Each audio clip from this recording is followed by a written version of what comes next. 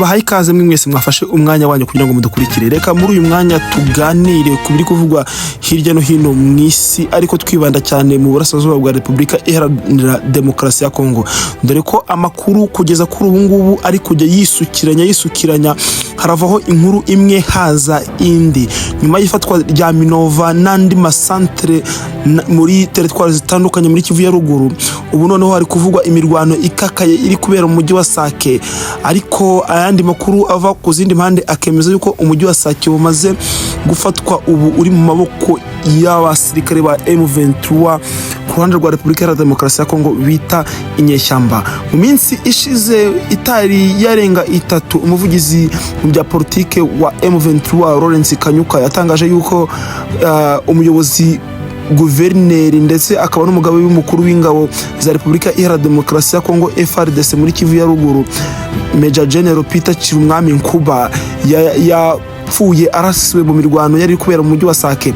Ariko Lawrence Kanyuka agatangaza yuko Peter Chirumwami Nkuba yari yaje kwifotoreza ahari kubera urugamba hanyuma akaharasirwa. Basa nk'aho kumunyega bavuga yuko atari umusirikare wari waje ku rugamba, ahubwo we yari yiyiziye ameze nk'uje mu butembere, hanyuma Peter Chirumwami Nkuba ashutingirwa muri shuti.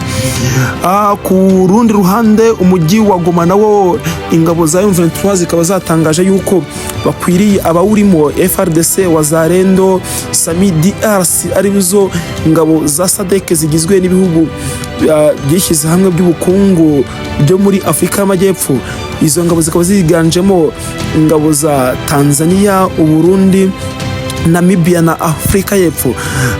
M23 ikaba yatangaje yuko bakwiriye gushyira ibikoresho hasi, Wazalendo bagashyira ibikoresho hasi, abagize FDLR bagashyira ibikoresho hasi, abandi bari mu mitwe itandukanye yitwaje intwaro n'amabandi nabo bagashyira intwaro hasi bakitegura kwakira M23 mu mujyi wa Goma. Ibi birakurikira ibyo umuyobozi wa AFC M23 Colonel Nanga yari yatangaje. Yari yavuze ngo Goma turaza kuyifata hanyuma tunerekeze Kinshasa, dukuraho ubutegetsi bubi bwatumye abaturage batandukanye bigenjemo abavuga ururimi rw'ikinyarwanda muri Repubulika Iharanira Demokarasi ya Congo bamara imyaka 30 bose yose ari impunzi mu bihugu bitandukanye basemberera mu Rwanda, Tanzania, Uganda, Uburundi n'ahandi, abandi bakerekezwa muri Leta Zunze Ubumwe za Amerika kujya guturayo ari impunzi.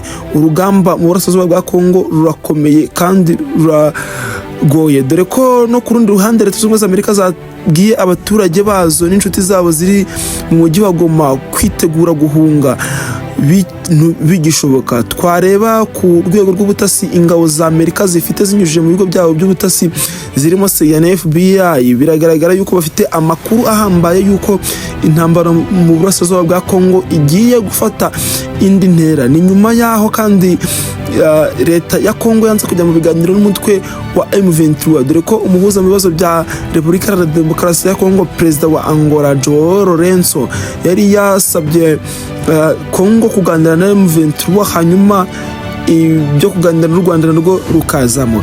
Iyo babajije umuvugizi wungirije wa leta y'u Rwanda impamvu u Rwanda ruza mu bibazo bya Congo ndetse no mu mishyikirano, arakubwira ati ibiri mu bibazo mu burasirazuba bwa Congo biratureba kuko ni hafi y'umupaka wacu, kandi leta ya Congo ikorana na FDLR, imwe mu basize bahekuye u Rwanda. Nta kuntu rero tutakaza ingamba z'ubwirinzi ku mipaka, turi shaka uburyo twarinda abaturage bacu.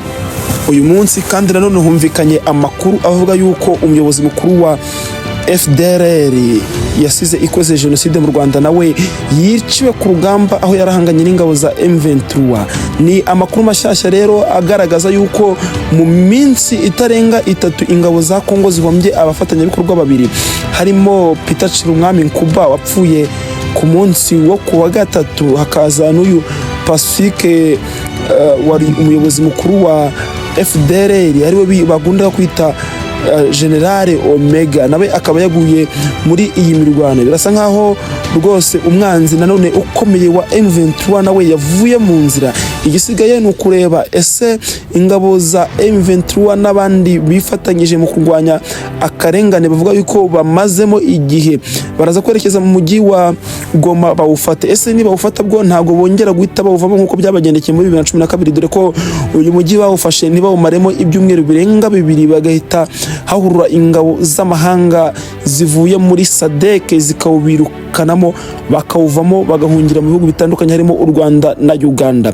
Biraza kugenda gute nyuma yuko bafata uyu mujyi wa Goma ho biracura iki? Ese ntago igitutu cy'amahanga kiza kubirukana muri uyu mujyi baraba binjiyemo, dore ko baba bawufashe ku nshuro ya 2? Reka turebe uko bimeze. Twebwe amakuru yacu nicyo dushinzwe tubereye ahangaha no kubagerezaho amakuru ku gihe.